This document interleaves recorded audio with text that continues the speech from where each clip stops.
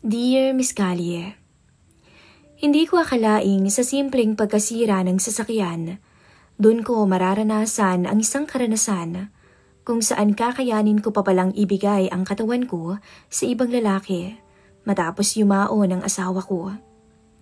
Pero akala ko hanggang dun lang. Pero pagmumulan pala ito ng isang gulo na mahirap nang itigil. Ako po si Leia. Hindi ko tunay na pangalan. Mag-iisang taon pa lamang mula nung pumanaw ang mister ko dahil sa matinding karamdaman. Nasa mid-40s na ako ngayon. Pero kahit na may edad na, makinis pa rin ang kutis ko at napanatili ko pa rin ang magandang hubog ng katawan ko. May isa na ho akong anak na dalaga. Si Ella na 22 years old. Simple lang ang buhay namin dito sa subdivision. Ako ang nagmamanage ng maliit naming negosyong car wash at si Ella naman ay nagtatrabaho bilang call center agent. Isang Sabado ng hapon, hindi umandar ang kotse. Kailangan ko yung kinabukasan kaya napilitan akong tumawag ng mekaniko para sa home service. Ayon sa kapitbahay namin na si Mang Eddie, may kilala raw siyang binata na magaling. Si Menard, na 26 anyos ang edad. Nung matawagan, dumating siya bandang 2:00 ng hapon ng araw ding yun. Nakangiti ito nung bumungad sa amin. Medyo sunog sa araw ang balat nito at may dating na parang sanay sa mabibigat na trabaho base sa kanyang pangangatawan. Magandang hapon po, madam. Ako po si Melvin. Ako po yung tinawagan para sa sasakyan. Bati niya. Napansin ko agad kung paano siya tumingin sa anak kong si Ella nang lumabas ito ng bahay. Para bang nakalimutan niyang may ibang tao sa paligid. Natawa na lamang ako sa loob-loob ko. Sa edad niya, natural lang siguro na matuon ang pansin niya sa magandang dalaga kong anak. Habang abala siya sa pag-aayos ng kotse, pansin kong lumapit naman si Ella. Tahimik ko lang silang pinagmamasdan mula sa beranda habang umiinom ng juice. Maya-maya, nag-usap sila, nagtawanan. Nabanggit ko pa sa sarili ko na, mukhang close agad sila. Nung matapos ang trabaho niya, humingi siya ng tubig. At doon na rin siya nagpasalamat.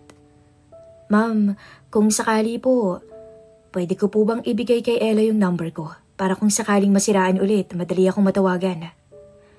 Hindi ako kumibo nang sabihin niya yun. Nakita ko namang ngumiti si Ella at tinanggap yun. Wala naman akong dahilan para pagbawalan siya.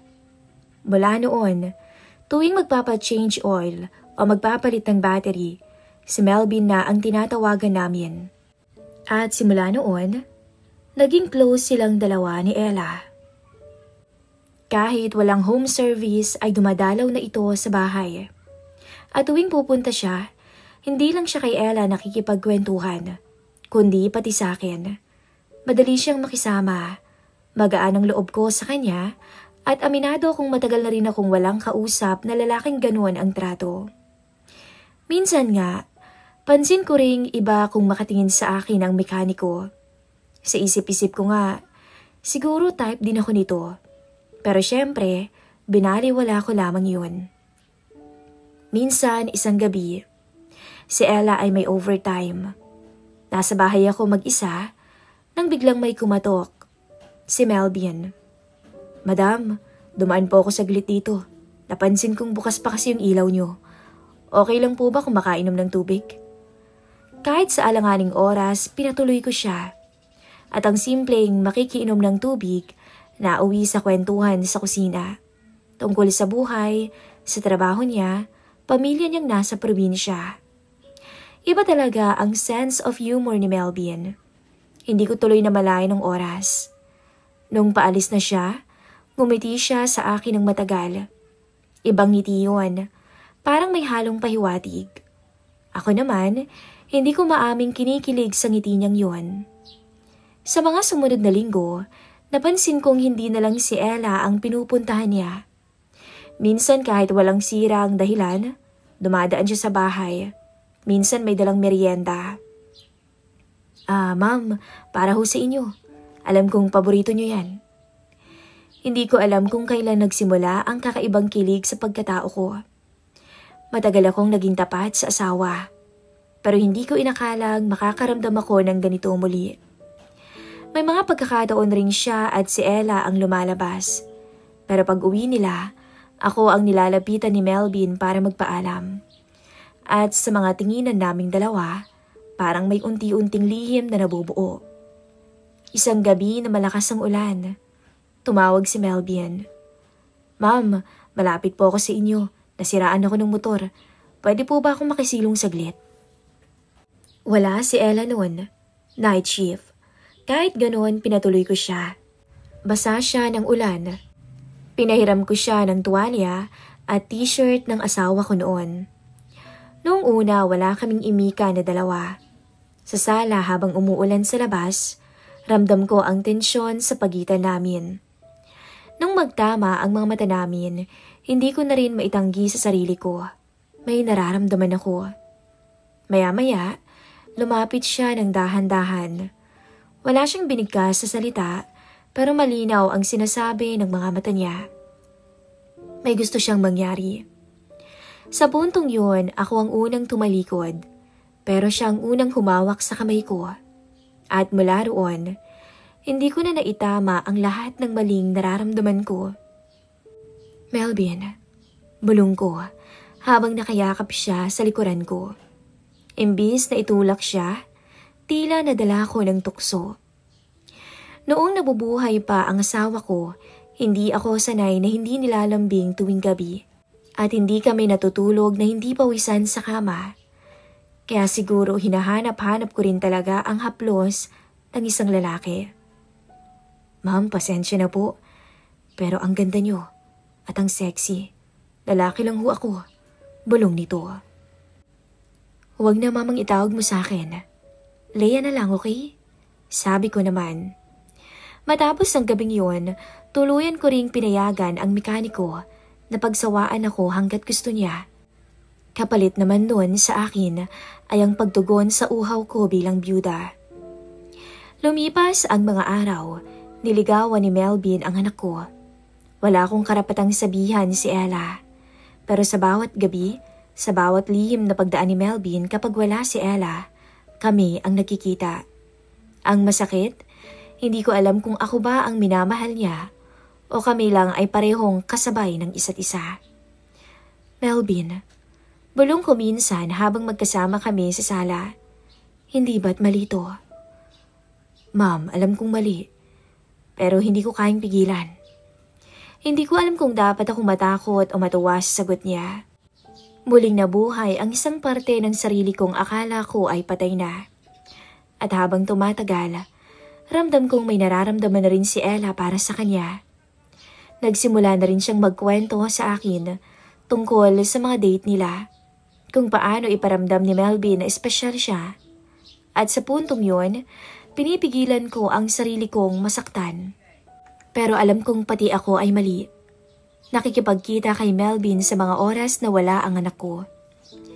Hindi ko alam kung paano matatapos ang gulong to. Hindi ko rin alam kung ako ba ang pipiliin niya kung dumating ang araw na kailangan niyang mamili. Makalipas ang ilang linggo, mula nang magsimula ang lihim naming ugnay ni Melvin, naging opisyal silang magkasintahan ng anak kong si Ella. Nakita ko rin bago yon kung paano niya ito niligawan. Hatid sundo niya ito sa trabaho. Mga sweet na mensahe gabi-gabi at alam kong wala akong karapatang magselos. Kahit sa bawat ngiti niya kay Ella, bawat yakap niya kay Melvin sa harap ko, para akong sinasakal sa loob. Ba, kami na po ni Melvin. Nakangiting sabi ni Ella isang gabi habang sabay kaming kumakain ng hapunan. Parang mabigat ang pakiramdam ko nung oras na yon. Hindi ko alam kung paano ko ngingitian yon, pero ngumiti ako ng pilit. Talaga? Ang bilis naman. Sabi ko habang pinipilit maging masaya. Ba, ang bait niya, tsaka responsable. Gusto ko siya. Tiningnan ko ang anak ko. Bata pa siya at inosente. Wala siyang idea sa lihim naming dalawa ng boyfriend niya ngayon. Lalong nanakit ang puso ko. Ano ba tong pinasok ko? Bulong ko. Pagkatapos ng hapunan, bumisita si Melvin. Nasa sala ako nang dumating siya. Nakita kong hinawakan niya agad ang kamay ni Ella. Tumawa pa silang dalawa. Tumama ang tingin niya sa akin saglit lang. Tila lihim, pero sapat para maalala ko ang mga gabing magkasama kami sa kama. Ang bawat halik at haplos niya ang tumutugon ng aking uhaw. Simula nang maging sila, madalang na siyang dumaan sa bahay para lang sadyain ako. Kapag may pagkakataon man, panakaw na mensahe lang sa text. Leia, miss na kita. Kumusta ka? Huwag kang malungkot ha. Tila ako ang naging lihim at si Ella ang opisyal. Nakaramdam ako ng kirot na hindi ko maipaliwanag. Hindi ako pwedeng magselos, pero nagsiselos ako. Minsan, isang gabi, nagkaroon sila ng date. Umuwi si Ella nang nakangiti at may dalang bulaklak. Ma, sobrang sweet niya no? Sabi niya habang nakahiga sa sofa. Pinapakinggan ko lamang siya habang sa loob-loob ko'y gusto kong umiyak. Isang gabi noon, naka-duty si Ella. Graveyard shift. Ako lang mag-isa sa bahay. Hindi ko inasahan noon na tatawag si Melvin. Leia, pwede ba akong pumunta dyan? Saglit lang ako. Tumigil ang puso ko saglit. Alam kong mali, pero hindi ko rin kayang tanggihan. Pagbukas ko ng pinto, nandun siya. Naka-jacket at nakangiti ng tipid. Pinatuloy ko siya. Salamat, Leia. Mahina niyang sabi habang inaalis ang jacket. Habang umaambon sa labas, umupo kami sa kusina. Parang bumalik kami sa mga unang gabi. Melvin, pabulong kong sabi. Anya, mahal mo ba si Ella? Tumingin siya sa akin ng diretso. Seryoso. Oo, Leia. Pero hindi ko rin kayang itanggi kung ano tong meron sa atin. Parang nabingi ako. Hindi ko alam kung dapat ako magalit o matuwa. Bakit meron pa rin bago? Tanong ko na halos pabulong. Lumapit siya. Dahan-dahang hinawakan ng kamay ko at tulad ng dati, ramdam ko yung init ng palad niya sa malamig kong balat. Hindi pa rin kita maalis sa isip ko, Leia. At sa puntong yon, wala akong magawa nang tuluyan siyang lumapit at parang ako pa mismo ang hindi nakapikil. Sa bawat tingin niya, sa bawat paghinga, parang bumabalik ang mga gabing pinili kong kalimutan siya. At sa puntong yun, tuluyang nagdikit ang labi naming dalawa habang unti-unting nalalaglag sa sahig ang aming mga suot hanggang sa tuluyang maramdaman namin ang init ng katawan ng bawat isa. Ang kamay niyang dati ay nasa makina ng sasakyan. Ngayon ay nakapulupot sa bewang ko.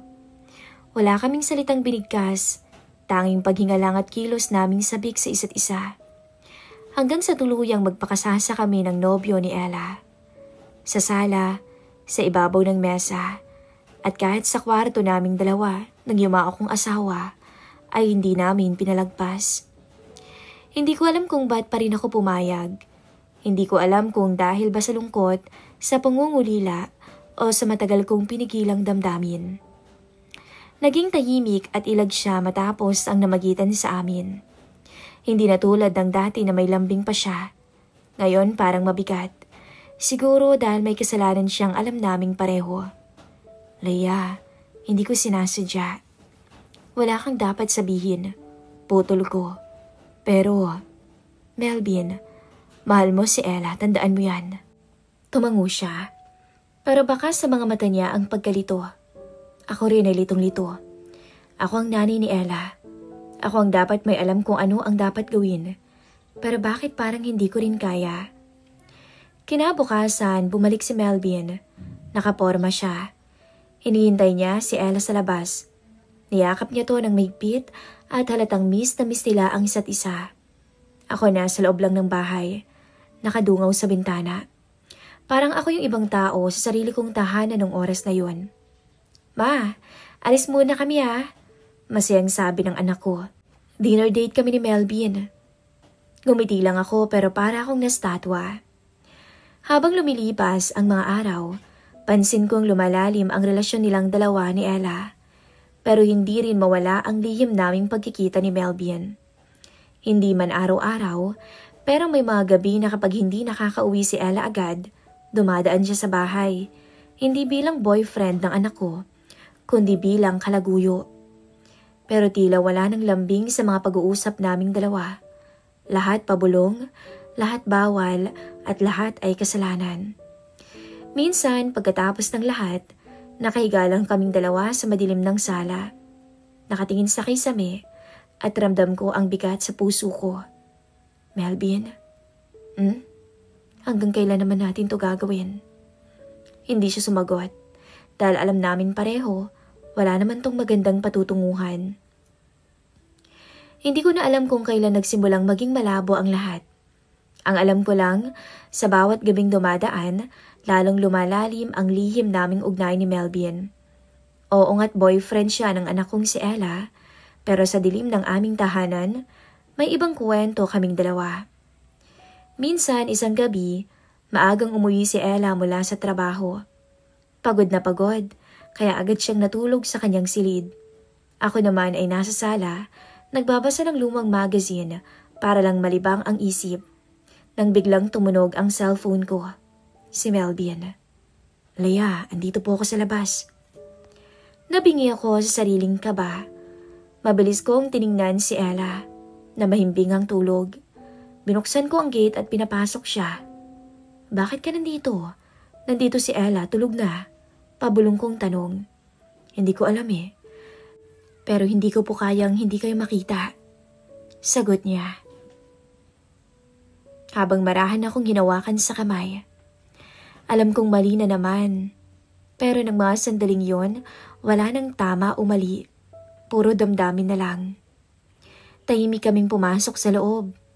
Lumingon ako sa direksyon ng kwarto ng anak ko. Nakapikit pa rin to. Walang kamalay-malay. Parang lalo akong nasakal ng konsensya. Pero hindi ko rin tinanggihan si Melvin. At isa lang ang hindi ko malimutan na kataga ni Melvin habang pumupuslit kami sa bawal na sandaling yon, ayang, mas nakakatakam ako kaysa kay Ella.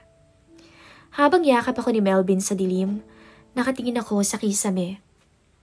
Tila, nakukonsensya ako, pero hindi ko rin naman kayang itulak palayo si Melvin. Kinabukasan, habang naghahanda ako ng almusal, lumapit si Ella sa akin. Bit-bit ang cellphone niya at masayang nagsalita. Ma, si Melvin pupunta po pala dito mamaya. Kakain daw tayo sa labas. Gusto niya tayong 3. Para akong binuhusan ng malamig na tubig. 3? Ako, ang anak ko, at ang lalaking pareho naming minamahal. Ngumiti ako, pero hindi ko na itago ang bigat ng ngiti ko. Ma, okay ka lang? Tanong ni Ella. Oo naman. Mahina akong sagot. Pero ang totoo, hindi ako okay. Lumipas ang oras, dumating si Melvin. Maayos ang bihis, nakapolo, mabango. Pinagsisilbihan ko silang dalawa habang nagtatawanan. Nakikita kong mahal niya rin si Ella. Nakikita kong masaya to sa kanya. Habang ako, tahimik lamang sa sulok ng mesa. Parang hindi ako kasali sa mundong yon. Minsan, nagtagpo ang mga mata namin ni Melvin. Pero mabilis niyang binaling ang tingin kay Ella. Doon ko naramdaman ang kirot. Hindi dahil sa pagsiselos, kundi dahil sa bigat ng katotohanang ako ang gumagawa ng masama. Pag-uwi namin, mabilis na nakatulog si Ella. Ako naman ay nakaupo sa beranda ng mag-isa. Parang lahat ng ingay ng mundo ay tumigil. Dumating si Melvin gaya ng dati. Pasimple siyang umupo sa tabi ko pero wala siyang masabi. Melvin, alam kong mali to, sabi ko. Pero sa tuwing nandyan ka, hindi ko kayang lumayo. Hindi ko rin po kaya, sagot niya ng halos pabulong. Bumuhos ang luha ko nang hindi ko namamalayan. Sa sumunod na gabi, habang mahimbing natulog si Ella sa kwarto, lumapit sa akin si Melvin. Hindi ko alam kung ako ba ang nagbukas ng pinto o siya ang kumatok. Basta nangyari ulit ang bawal naming sandali sa kama. Wala nang maraming salita. At habang yakap niya ako sa madilim na kwarto, iba na ang pakiramdam ko. Hindi na ito tulad ng dati. Parang bawat haplos at halik niya ay may kasamang tanong, hanggang kailan? Pareho naming alam na mali, pero hindi din namin magawang tumigil. Melvin, pabulong kong sabi. Kung ako ang pipiliin mo, handa akong lumaban.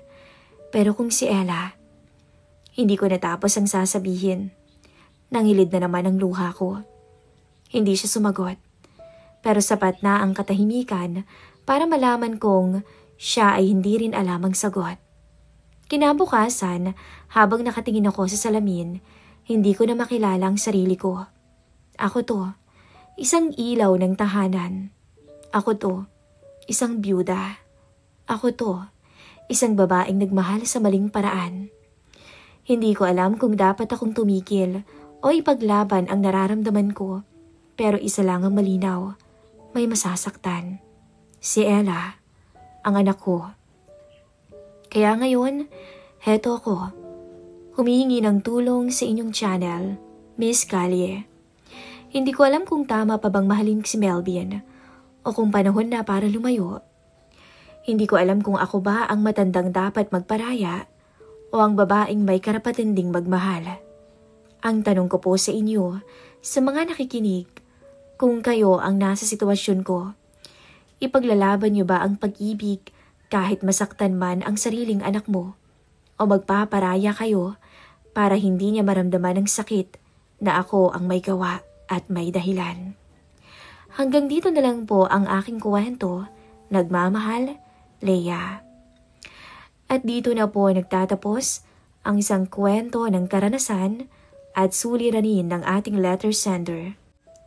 Sana'y kahit papaano ay matulungan natin siyang itama ang kanyang isip sa pamamagitan ng simpleng mga payo natin. Hanggang dito na lamang po. Hanggang sa muli. Maraming salamat.